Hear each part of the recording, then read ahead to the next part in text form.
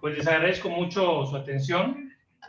Vamos a comentar nosotros ahora las formas en que se tienen para solucionar las controversias legales, con la intención de que aquellas personas que quieran solucionar sus problemas tengan un ahorro efectivo en tiempo, en dinero, en problemas y muchas situaciones. Vamos a poner un contexto a la situación.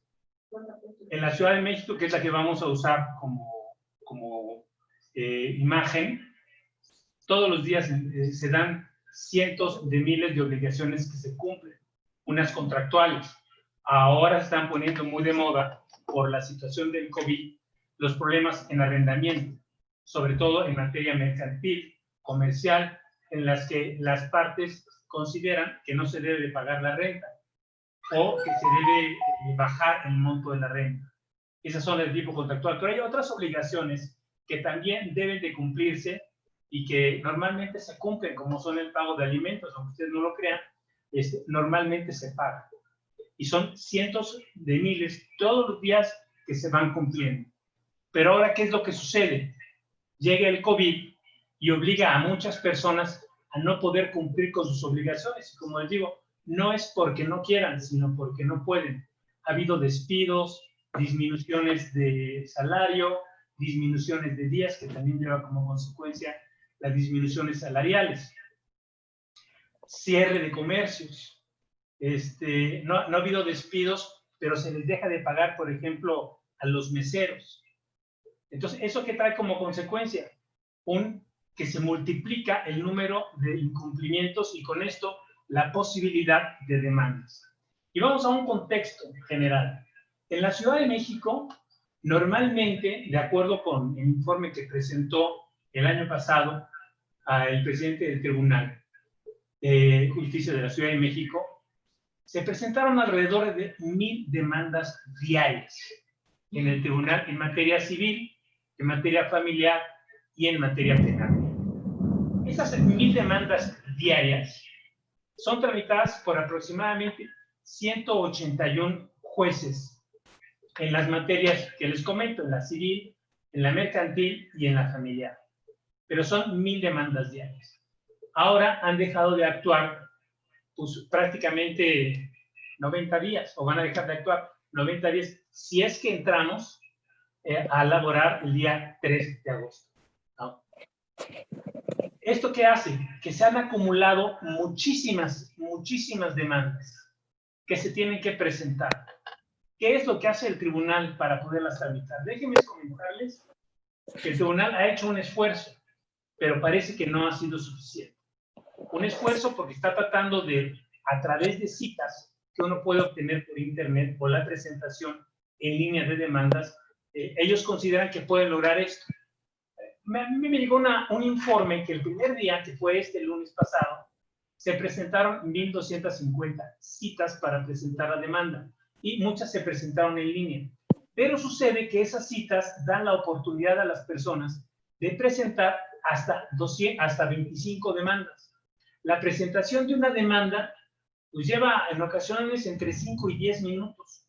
Depende, puede ser más porque se tienen que poner en el documento qué documentos se están presentando junto con la demanda, como son poderes, contratos, copias de traslado, y se tienen que escribir manualmente qué documentos están presentando, se tiene que pasar en una computadora quiénes son las partes en el juicio, la computadora les va a asignar un tribunal, les digo, en las materias en las que manejamos nosotros, que son la civil, la mercantil y la familiar, son 171 jueces. Uno no escoge ante qué juzgado se va a ir, sino el sistema de cómputo determina cuál es el juzgado que lo va a atender. Entonces, ¿esto qué ha hecho? Si se presentaron 1,250, significa que tuvimos un incremento de 250, pero no porque se hayan incrementado en ese número, sino porque el sistema no da para más fechas. Si 5 personas presentan 25 demandas, que son muchas las que lo hacen, porque están todos los bancos o todas las OFOMES, que son empresas que se dedican a prestar dinero y que tienen muchos deudores y muchas personas a demandar. ¿Qué va a hacer el tribunal cuando reciba tantas demandas? no tienen la capacidad para poderlo hacer de por sí. Dicen algunos que en la Ciudad de México tenemos el tribunal más grande del mundo. Aunque esto no es tan exacto, pero es lógico porque si tenemos una ciudad con alrededor de 20 millones de habitantes, pues hay muchos problemas. ¿Qué es lo que va a pasar? Pues no hay suficiente personal para hacerlo. ¿Cuáles son los retos del COVID? Un primer reto al que se enfrenta el tribunal es que el personal va a ser menos eficiente. ¿Qué le pasaría a usted si de un día a otro se le triplica el trabajo? No tiene la misma capacidad. ¿Qué le va a pasar al tribunal? Tiene ese primer problema. El segundo es que no tiene el número de personal necesario. Va a haber muchas personas o que tienen más de 60 años, jueces, secretarios de acuerdos, empleados en lo general, o tienen más de 60 años o tienen algún tipo de enfermedad que les impide presentarse a trabajar. Entonces, tenemos más trabajo y tenemos menos personal. Determinaron también que los tribunales van a estar los juzgados un día abierto unos y el otro día van a trabajar a puerta cerrada. Y los otros van a estar un día abiertos y cerrados así de manera alternativa, para evitar que vaya tanta gente al tribunal. Aproximadamente entre empleados y público, los tribunales son visitados por 90,000 personas en un solo día. Con esto tratan de bajar. ¿Qué va a pasar? Va a haber un rebote en el COVID provocado por esta cuestión. El presidente del tribunal hoy comentaba que la entrada solamente va a ser autorizada con cubrebocas y con gel en las manos. Los abogados que no lleven o las personas que no lleven, se les va a proporcionar un cubrebocas, que seguramente no va a ser un cubrebocas N95, va a ser uno más sencillo. Esto va a ser realmente complejo. Les voy a comentar brevemente cómo es un procedimiento judicial en las materias que les comento: civil, mercantil y familiar. Uno presenta una demanda. Normalmente, al día siguiente que se presenta por una oficialidad de partes común, es enviada al juzgado que la va a atender, y más o menos en 4 o 5 días el juez la admite. Uno va a ver el auto admisorio y saca una cita con un actuario del juzgado para hacer el emplazamiento o el embargo en el caso de los jueces ejecutivos, que son la mayoría de los asuntos. Como ellos tienen mucho trabajo, las citas se la dan a uno más o menos entre 3 y 4 semanas. Cuando se trata de embargo, que son diligencias más tardadas, pues el plazo es 5 o 6 semanas después. Ahora que les lleguen tantas demandas, ¿cuál va a ser ese plazo? Tanto para admitir la demanda, me supongo que va a ser el doble o el triple de días, y para obtener la cita para el emplazamiento, pues también va a ser bastante largo el plazo. Luego de eso, se le da un tiempo a la parte contraria para que conteste, entre 9 y 15 días, todos son días hábiles. Contesta la demanda y nuevamente ese acuerdo, que normalmente salía en 4 o 5 días, pues supongo yo que se va a retrasar. ¿Por qué lo supongo? Normalmente, al día de hoy, cada juzgado tiene un juez y 2 secretarios. El juez y cada uno de los secretarios tienen que firmar sus acuerdos. Los acuerdos son la respuesta que le da el tribunal a las promociones que presentamos por escrito a las partes. También en los juicios orales hay momentos en que se presentan por escrito. Cada secretaría de acuerdos emite alrededor de 50 o 60 cada día. Quiere decir entonces que el secretario de acuerdos tuvo que leer 50 o 60 promociones de los abogados, dictar 50 o 60 acuerdos, revisarlos, firmárselos y pasarlos al juez. Lo mismo la otra secretaría, es decir, el juez técnicamente tuvo que leer 100 promociones y autorizar 100 acuerdos. Y además tiene que dictar sentencias. Todos los días los jueces dictan sentencias. Y trabajan de las 9 de la mañana a las 3 de la tarde. Algunos de ellos, que son muy eficientes y muy trabajadores, también trabajan en las tardes. También se llevan trabajo los fines de semana y en las vacaciones, pero no son la mayoría. ¿Esto qué hace? También, de acuerdo con el informe que presentó el presidente del tribunal, un juicio en primera instancia para resolverse se tarda más o menos 1 año. Esto porque después de que se da el emplazamiento y la contestación, se van a citar a unas audiencias, en algunos casos de conciliación, en algunos casos para ofrecer y desahogar pruebas.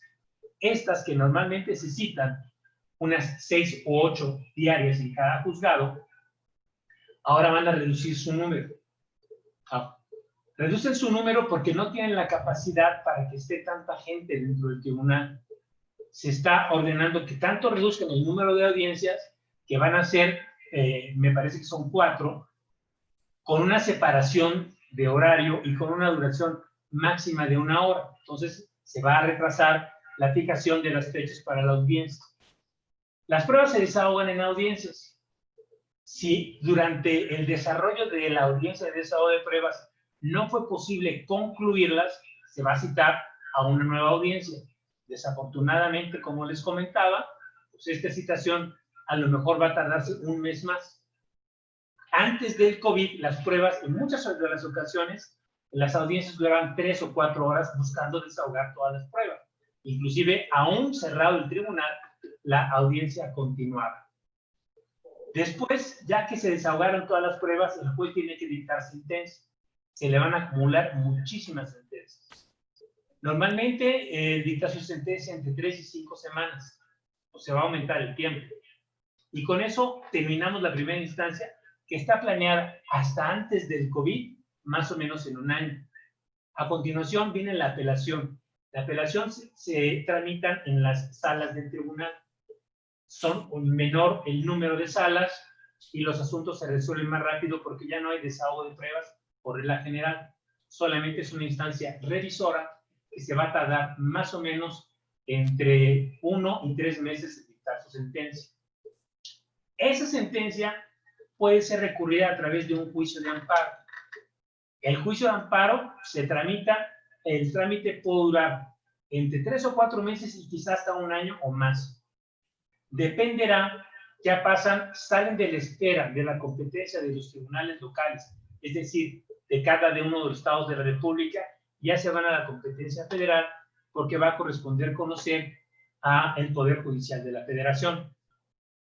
Algunos de ellos trabajan de manera muy rápida, algunos de ellos no lo hacen tanto. Entonces, este procedimiento que nosotros iniciamos puede tardarse quizá 2 años, 2 años y medio, hasta antes del COVID.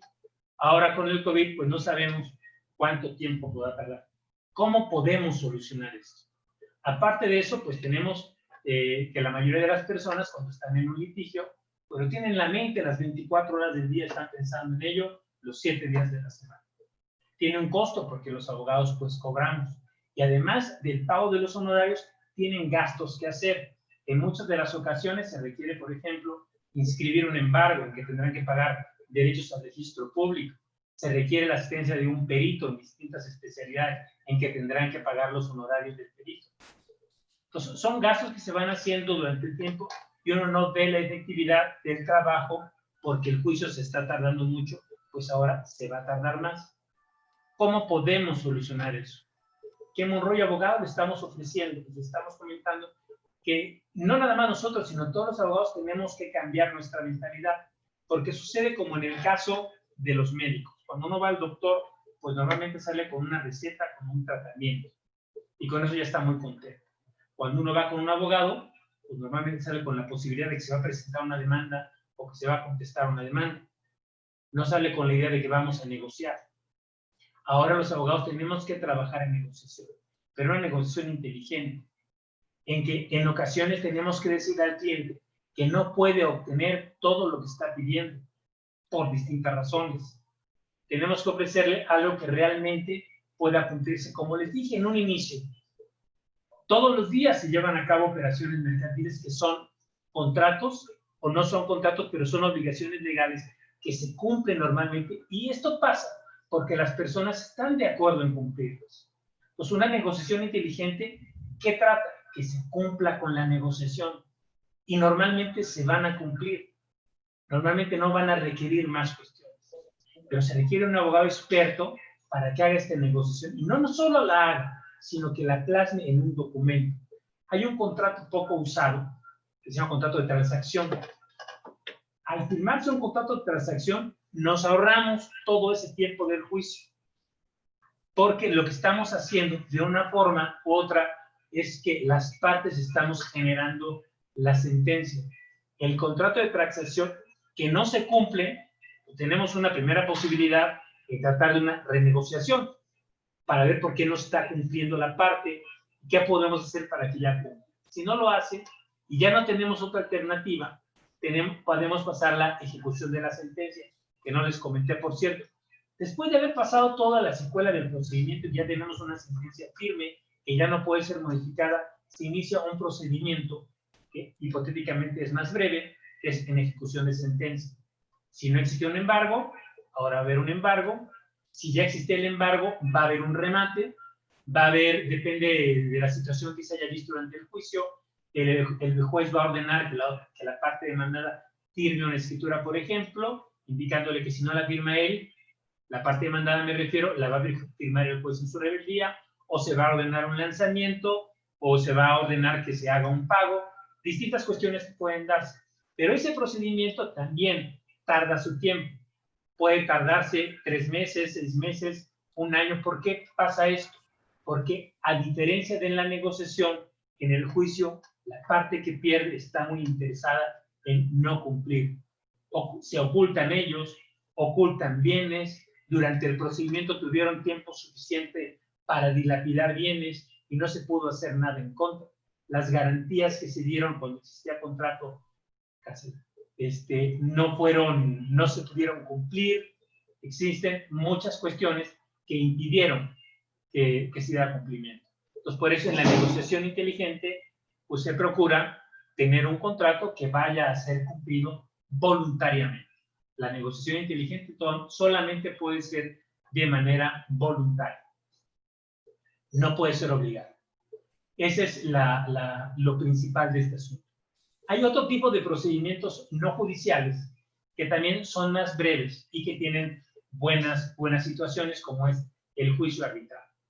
El juicio arbitral normalmente se da más en materia mercantil y ya viene plasmado en el contrato. Las partes, cuando firman un contrato, ya establecieron que en caso de controversia lo van a resolver a través de un juicio arbitral.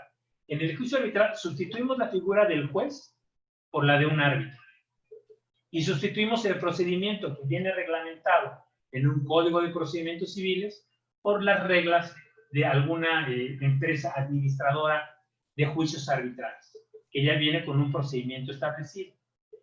Menos formalista que el procedimiento judicial. Incluso aquí, el procedimiento en línea se ha dado desde ya antes, incluso se pueden hacer notificaciones y citaciones a través del teléfono celular, a través de mensajes, a través de correo electrónico. Ahora el Tribunal de la Ciudad de México está queriendo comenzar con esto. Vamos a ver cómo le va. Otra de las cuestiones problemáticas, tanto en el arbitraje como en el juicio, es que la materia de los juicios no es exacta como las matemáticas. Hay opiniones. Y esas opiniones uno no puede como abogado decir, este asunto se va a ganar o se va a perder. Simplemente podemos decir, tenemos una buena posibilidad o no es tan buena nuestra posibilidad. Ahorita específicamente con el caso del COVID, les comento que nuestros códigos lo que establecen es que los contratos tienen que cumplirse tal y como fueron firmados. No dejan alternativa. Eso dicen todos los códigos civiles de toda la República. También les comento que cada estado de la República tiene su propio código civil. Normalmente se parecen, pero tienen sus diferencias. En esa parte, a mí me parece que todos dicen prácticamente lo mismo. Y se empezó a hablar después de los eventos que tuvimos, de los terremotos y de la pandemia que tuvimos en la ocasión anterior, en el 2011, de la teoría de la imprevisión. La teoría de la imprevisión lo que dice es que el contrato se firmó bajo ciertas situaciones económicas, que al cambiar por una situación de carácter nacional, pues debe de ajustarse estas obligaciones para que no sean tan onerosas para quien deba de cumplirlas. El problema está en que solamente menos de la mitad de los estados de la República prevén la teoría de la imprevisión y algunos de ellos lo hacen con una falta de técnica jurídica que lo hace muy complicado. Por ejemplo, en el Estado de México se prevé que desde la firma del contrato las partes tuvieron que haber plasmado en él cuál era el motivo determinante de su voluntad. Y si ese motivo determinante de la voluntad se veía afectado por la situación actual, entonces sí se puede, si no, no se puede. Realmente yo no conozco o no he visto muchos contratos que contengan ya esa prevención. Si no la tienen, no podrían sujetarse a la regulación de la teoría de la imprevisión en el Estado de México. En la Ciudad de México el asunto es todavía un poco más grave, porque prevé que cuando se dé una situación de carácter nacional, y no es de carácter nacional, todos sabemos que es de carácter mundial, tiene primero la persona que solicitarle, el obligado me refiero, tiene que solicitarle a su acreedor, vamos a poner el caso del arrendamiento, o del deudor de la hipoteca, o de cualquier otra cuestión, tiene 30 días para pedirle a quien debe cumplir la obligación la modificación que él, y hacerle ver cuál es la razón por la que lo está pidiendo. Porque no a todos afectó de la misma manera el COVID. El paro económico que hemos tenido, no a todos los afectó de la misma manera. Darle 30 días para que le responda si acepta o no acepta, o cómo podrían llegar a una negociación. Si llegan a una negociación, pues qué bueno, terminó su situación, terminó su problema. Si no, tiene 30 días para demandar. Entonces, ¿qué es lo que pasa? ¿Qué es lo que dirían algunos? Bueno, no notificaron y podían haberlo hecho, porque aunque los tribunales han estado cerrados, las notarías han estado abiertas, y a través de un notario que mucho trabajo han tenido en ese sentido, muchas notificaciones sí se llevaron a cabo, pero muchas más no lo pudieron hacer. Si no se hace con notario, también se podría haber hecho con 2 testigos. Entonces, ¿qué es lo que puede pasar? Que perdieron su derecho para demandar la reducción de la obligación como consecuencia de la teoría de la imprevisión. Y como les digo, solo son 14 estados los que los tienen. No los tienen todos los estados de la República. Entonces, eso es una cuestión grave. Pero arriba de los códigos civiles de toda la República está la Constitución. Y la Constitución, en el artículo 14, establece que las controversias de carácter civil, dentro de las cuales están incluidas la familiar y la mercantil, pueden resolverse o conforme a la letra de la ley o de acuerdo a su interpretación jurídica, incluso utilizando los principios generales del derecho. Y dentro de estos principios y dentro de esta interpretación está el derecho humano a la aplicación en favor de la persona de las garantías individuales. La Convención Interamericana de Derechos Humanos establece que no puede haber un ganar ventajoso de una de las partes en los juicios. Esto lo vemos muy claro en la usura. Les voy a comentar históricamente lo que pasaba con la usura. Había gente que prestaba en unas cantidades de intereses muy altas y los jueces lo aprobaban. De repente, en el 2011, que sufrió el sistema jurídico mexicano un movimiento muy grande, dejamos de escuchar las garantías individuales, se establecieron los derechos humanos que entraron con mucha fuerza. Y entonces unos jueces empezaron a determinar que estaba prohibida la usura justamente porque era un derecho humano y en aplicación de esta Convención Interamericana. Entonces redujeron, a petición de la parte, el monto de los intereses que consideraban usurarios. Inicialmente lo habían reducido al 36%, ya esto ha estado bajando aún más, no en el caso de los bancos, porque los bancos se dedican justamente a prestar dinero y ellos tienen que gastar en una infraestructura, en una serie de cuestiones. No es lo mismo que un particular pudiera cobrar, como lo hacen con las tarjetas de crédito, las cantidades que lo hacen.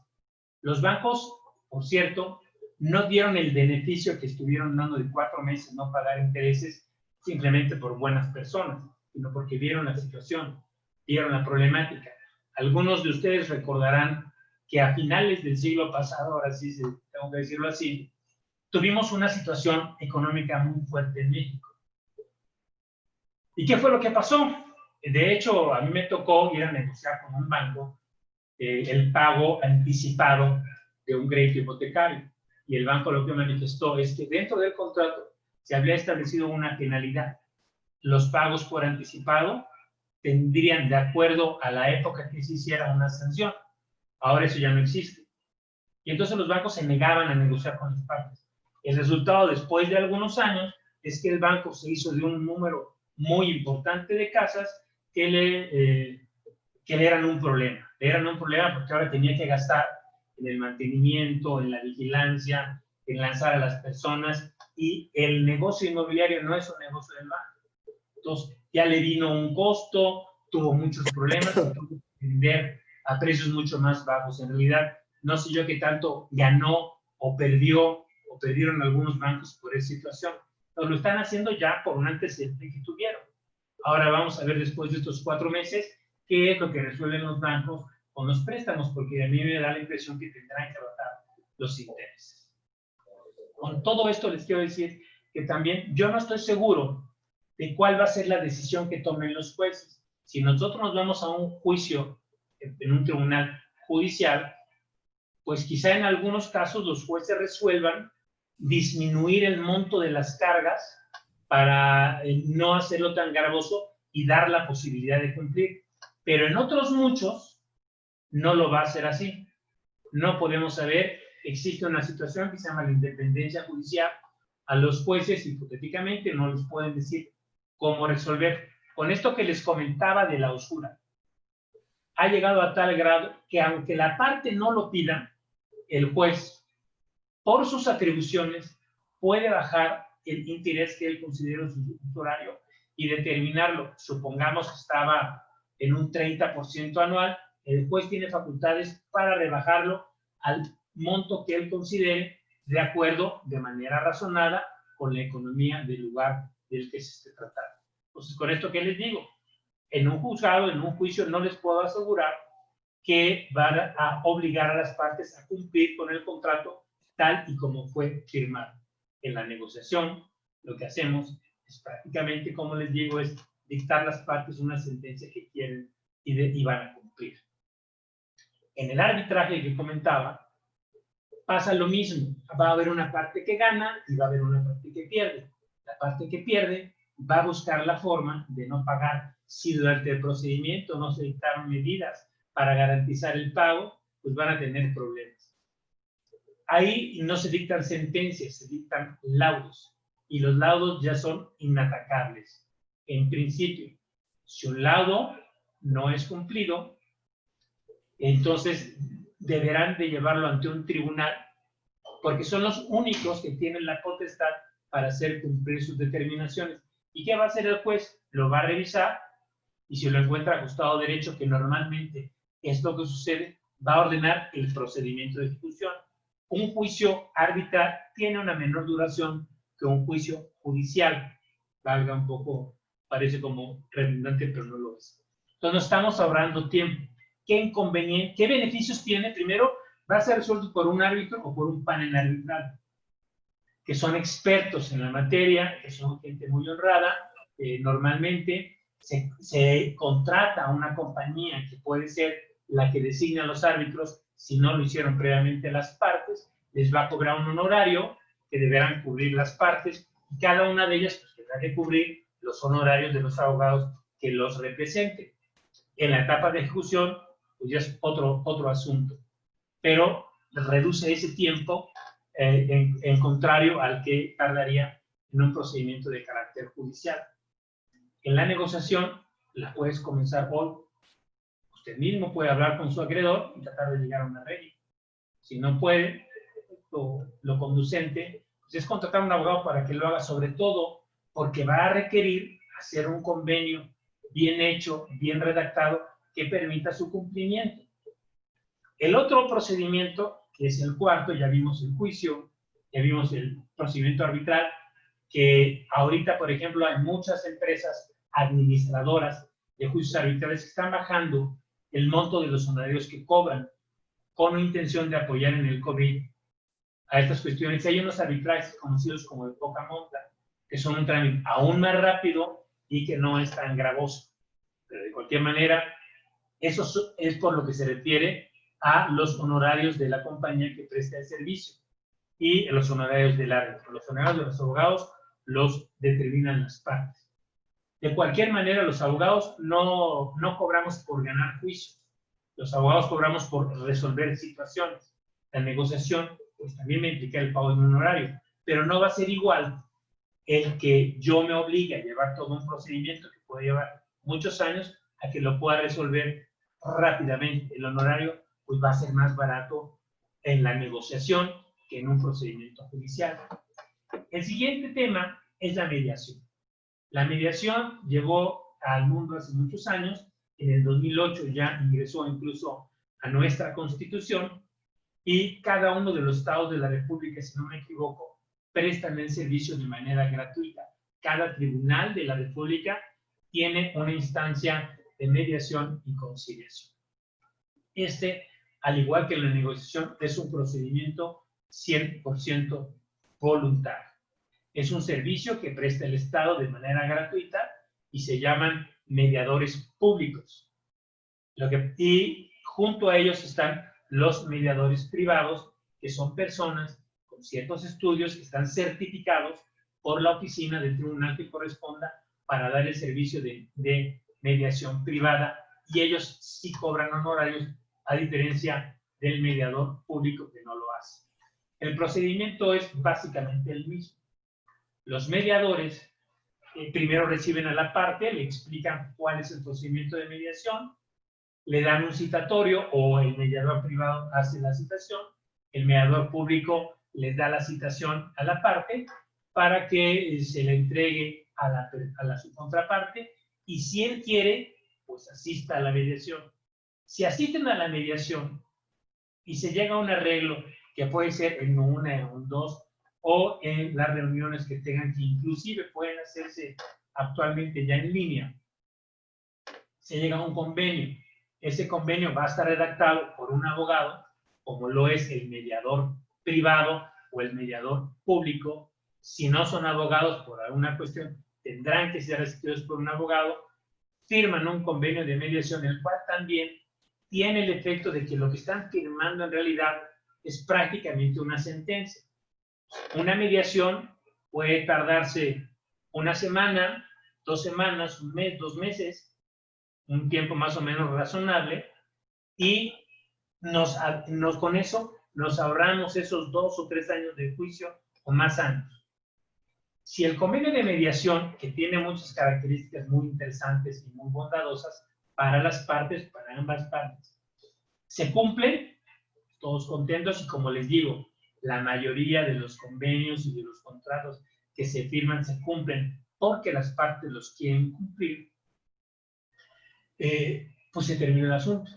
De no ser así, todavía cabe la posibilidad de una remediación, es decir, igual que la renegociación, se llama nuevamente a la parte que no está cumpliendo para tratar de que cumpla haciéndole modificaciones al convenio.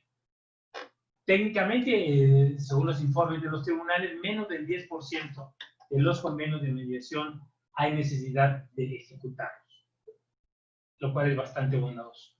Y esas son, en general, las formas que uno tiene para solucionar las controversias de las partes. Nuevamente, repito, la judicial, esa es importantísima porque los tribunales son los únicos que con el uso de la fuerza pública pueden hacer cumplir su determinación. Ninguno de los otros 3 pueden obligar a la parte a que cumpla con sus obligaciones. El siguiente es el arbitraje, que lo que hace es reducir los tiempos, que es manejado por personas expertas en el arbitraje, y que, pues, quizá la única situación que tengan es que pues, va a haber un costo, va a haber tanto del administrador del procedimiento arbitral como de los árbitros por el panel arbitral en su caso. Pero se reducen los tiempos. Si no se cumple, se va a iniciar ya ante la autoridad judicial a partir de la ejecución de la sentencia, en este caso se llama laudo, pero es un procedimiento más corto. La negociación y la mediación pues son mejores porque pueden comenzar ya, pueden iniciarse ya, y si se logra una buena negociación, lo más probable es que se cumplan las partes en el convenio que se firma. Nuevamente, en esto quiero insistir mucho, pues lo que están haciendo es dictándose una sentencia a modo para que la puedan cumplir y terminemos. Les insisto mucho en esto porque también estaba viendo, aquí tengo el informe que presentó el año anterior el presidente del Tribunal de la Ciudad de México y también el que presentó el presidente del Tribunal del Estado de México, que son los tribunales más grandes del país. Básicamente los dos manejan más o menos el mismo número de jueces y de asuntos, y todos ellos tienen esa problemática. Hay más problemas. Por ejemplo, los tribunales no son lugares en los que quepa mucha gente. Ahora con el COVID, que se tiene que guardar una sana distancia, también van a estar regulados el acceso al tribunal. Y esto va a retrasar mucho los procedimientos. Por eso el llamado que estamos haciendo aquí en Monroy Abogados, para que las partes le den preferencia a las negociaciones, le den preferencia a la mediación privada o pública, que se pueda hacer también en línea, para poder llegar a la solución de los conflictos y no llenemos más de juicios a los tribunales, con lo cual pues nos va a salir bastante cara cualquier tipo de juicio que lleguemos nosotros a tener. Todos los procedimientos básicamente pueden ser negociados salvo ciertas excepciones, incluyendo muchos procedimientos penales cuando los delitos no son graves y no hay reincidencia del delincuente. También esos pueden ser negociados a través de un facilitador, que es la forma en que se les llama a los mediadores en materia penal. Con esto, amigos, pues espero haberles apoyado, haberles dicho que no llenemos a los tribunales, vayamos a la negociación, pueden intentarla ustedes o pueden contratar los servicios de abogados expertos, sobre todo para que esa negociación la hagan de manera inteligente, la hagan de forma en que pueda ser cumplida. Vean, en realidad, olvidémonos de las posiciones que tenemos en que yo quiero que me pague todo lo que me debe y rapidito, veamos mejor nuestros intereses, cómo vamos a aceptar. Por ejemplo, si a mí me deben la cantidad que sea y en lugar de pagármela en el plazo de 6 meses que tenemos convenido, me la pagan en un año, pues perfecto, me están pagando lo que yo requiero. No me estoy cerrando yo mi posición de 6 meses. Si la renta la tengo que bajar un poco para que el otro pueda cumplir, porque fue afectado, por ejemplo, los restaurantes, por ejemplo, los cines, los teatros, los bares, las tiendas departamentales o las tiendas en las plazas, que cerraron. No tienen ellos por qué perder el 100% de la renta, pero tampoco el arrendador tiene por qué perder el 100% de la renta. Se pueden llegar a negociaciones que son más convenientes. A mí les vuelvo a decir, tengo duda en si un juez resolverá en un contrato de arrendamiento que el inquilino, por ejemplo, una tienda de ropa en alguna plaza comercial, deba de pagar el 100% de la renta, no obstante que la plaza tuvo que ser cerrada por una orden de autoridad. Aunque el arrendador quiera, pues probablemente no. Y les comentaba que no en todos los casos es lo mismo, porque hay personas que perdieron el trabajo por el COVID, pero hay personas que no lo perdieron, que siguieron recibiendo su ingreso. Ellos pues tendrán que pagar la renta completa de su casa. El que perdió el empleo, el que le redujeron el empleo, como consecuencia del COVID, pues quizá tenga una oportunidad que la renta pueda bajar. Hay otros casos en que ya venían en incumplimiento. Ya desde antes no podían pagar la renta. Esta situación pues no les va, me parece a mí, a beneficiar por regla general. Quizá algún juez pudiera considerar lo contrario, pero lo veo poco probable. Pero puede llegar a pasar porque, como les decía, la independencia judicial debe ser respetada. Y pues, amigos, eso es todo lo que yo les quiero comentar. Espero, si tienen ustedes alguna pregunta, pues agradecería que lo hicieran de manera verbal. Y si no tienen preguntas, pues entonces los espero la próxima semana. Voy a dar un webinar sobre los problemas en las sesiones. Actualmente, como muchos hemos visto, ha habido una cantidad muy grande de fallecimientos y se van a tener que abrir muchos juicios sucesorios. Por cierto, el día de hoy, justamente el mediador número 1 de la Ciudad de México, un notario público también muy connotado y una persona un gran conocedor del derecho, mostraba en el Facebook una situación, digamos, un metro de expediente, y decía que este juicio era un juicio sucesorio iniciado por unos hermanos en el año 2000. Esos dos hermanos ya fallecieron y sus hijos están tratando de arreglarlo ahora a través de la mediación 20 años después. Lo que pudieron haber heredado los hermanos, pues tampoco les tocó disfrutar porque se murieron antes. Ahora quizá los hijos lo puedan disfrutar si a través de los servicios de este mediador pueden llegar a una negociación. Pues les agradezco mucho. Si tienen preguntas, por favor, agradecería que las hicieran. Víctor, yo tengo una.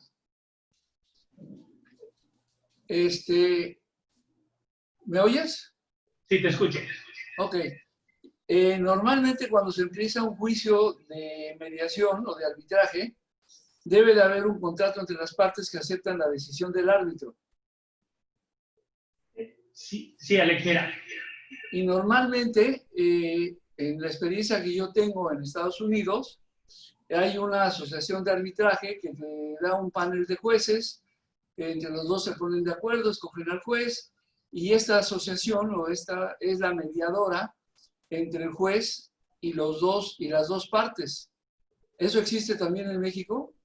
Sí, en el arbitraje hay de dos tipos. Hay arbitraje nacional y hay arbitraje internacional.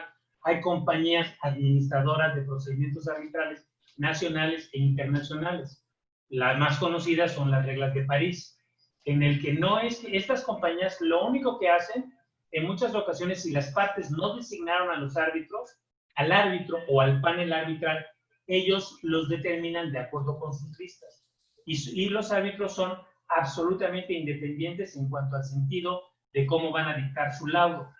Una vez que lo dictan, lo que ellos sí tienen que hacer es enviar su laudo a estas compañías, la Cámara de Comercio de París o la Cámara de Comercio de la Ciudad de México, para que ellos revisen el laudo.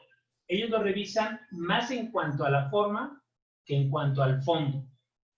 Claro está que si ellos en la parte del fondo ven alguna irregularidad, pues es altamente probable que ese será el último arbitraje para el que escogieron a ese panel arbitral. Por eso los árbitros, pues es poco probable que se presten a cuestiones de corrupción, de ilegalidad. Pues ignorancia la tenemos de repente todos, ¿no? Todos también podemos equivocarnos. Y de manera internacional, pues normalmente los arbitrajes se cumplen. Incluso México es parte de los tratados, en el Tratado de Libre Comercio, o bueno, en el nuevo tratado, hay una sección para el arbitraje.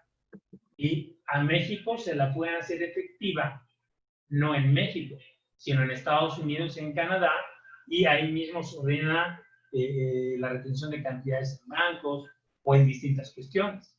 Que no es tan fácil huir, y como te comentaba, se reducen los términos. Tiene muchas bondades el arbitraje, aunque también habrá los casos de excepción en que resulten más tardados y más costosos que un procedimiento judicial, pero no es la regla general. Y en cuanto al costo, normalmente se llega a un arreglo o tú tienes que pagar un fee del juez. ¿Quién lo determina? La compañía que determina, que administra el arbitraje, previamente establece cuál es el costo, se los hace saber a las partes lo firman, lo aceptan, lo tienen que pagar, y normalmente en el laudo se determina que la parte que pierde tiene que reembolsar a la parte ganadora lo que tuvo que pagar de honorarios del arbitraje. Ok, gracias. Si el arbitraje no estuvo acordado desde la firma del contrato original, nada impide que el día de hoy las partes se pongan de acuerdo para establecer la existencia de un arbitraje. La cláusula que obliga al arbitraje puede ser solamente un convenio modificatorio del contrato o del convenio fulano, que normalmente es una cláusula de un par de renglones. No es necesario ponerle muchas cuestiones en las que las partes se obligan al arbitraje a que el árbitro sea designado por una entidad de estas, y ya con eso, y que se sujetan al procedimiento establecido por esa misma entidad. Con eso es suficiente y se puede firmar en cualquier momento posterior a la firma del contrato original. Ok, o sea, posterior a que ellos habíamos hecho un contrato donde no se especificaba Si que posterior, no te escuché, ¿lo podría repetir, por lo favor? podemos hacer. Sí. Ok. Gracias, Víctor. Es diferente el arbitraje a la mediación. El arbitraje y el procedimiento judicial son obligatorios. Una vez que es emplazada la parte, tiene que contestar la demanda y si no, se atiene a la consecuencia. La consecuencia es que el procedimiento va a continuar sin su asistencia y probablemente pierda la oportunidad de contestar la demanda, de ofrecer pruebas, de presentar recursos y su posibilidad de perder el juicio pues es muy grande. A diferencia de la negociación y la mediación, en que son procedimientos voluntarios, en que si no se presenta, pues simplemente no va a haber ni negociación ni mediación. Y el hecho de presentarse de inicio a la mediación o a la negociación no significa que tenga que concluirla. En cualquier momento puede dejar de asistir, que es una de las causales por la cual termina la mediación o la negociación. Ok. ¿Alguna pregunta más? Fernando, ¿me puede hacer la pregunta, por favor?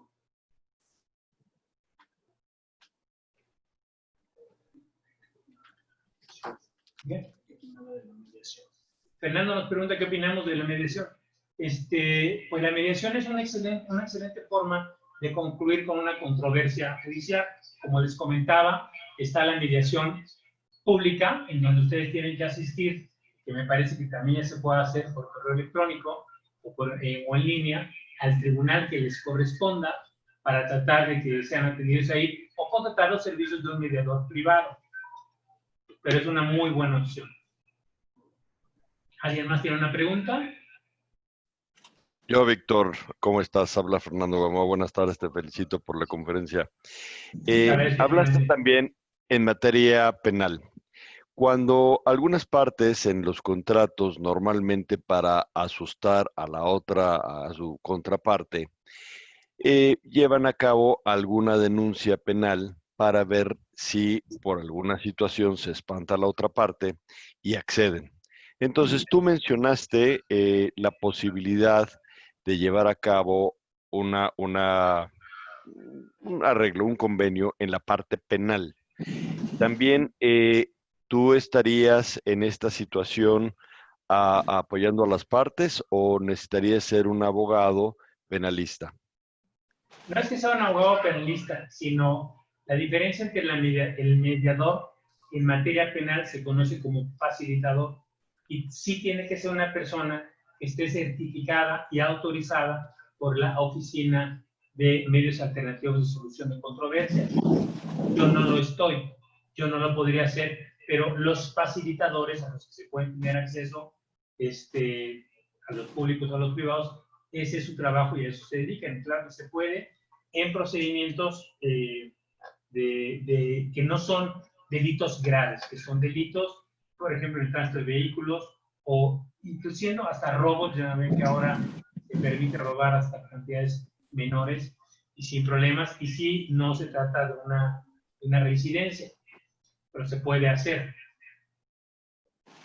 Pero tanto en la negociación como en la mediación y en todos los contratos en general, se trata de que las partes obren de buena fe. Si ya están presentando una denuncia con absoluta mala fe como una forma de presión, pues a mí me parece pues, que hay que contestar un poco en consecuencia. Y nuevamente insisto, también el Ministerio Público tiene obligación de hacerle saber a las partes, ya no es el Ministerio Público, ya ahora tiene un nombre distinto, pero tiene obligación de hacerle saber a las partes la posibilidad de que en su asunto en particular se llegue a algún tipo de arreglo sin necesidad de llevar el procedimiento penal. ¿Alguna otra pregunta más? Un comentario, Víctor. Buenas tardes. Habla Adriana Campuzano. ¿Cómo estás? Hola, Adriana. Gracias Muchas por felicidades. acompañarme. Muchas felicidades. Un comentario, los más interesados en que las partes vayan a la mediación o al arbitraje somos los tribunales, porque las cargas de trabajo efectivamente son tan altas y no hay garantía de que los juicios concluyan rápidamente. Aquí creo que puede ser interesante que nos comentes la capacitación que tienen los mediadores o que tienen los árbitros que inspiren confianza en las partes, ¿no? Porque alguien puede decir, no, yo no me voy a poner en manos de cualquiera. Prefiero esperarme a que sea un juez, un profesional, ¿no? En algún sentido, quien resuelva el litigio. Pero hay mediadores y hay árbitros perfectamente capaces y competentes. ¿Nos puedes platicar un poco más de la certificación y de sus capacidades para hacer estas tareas? Gracias. Claro.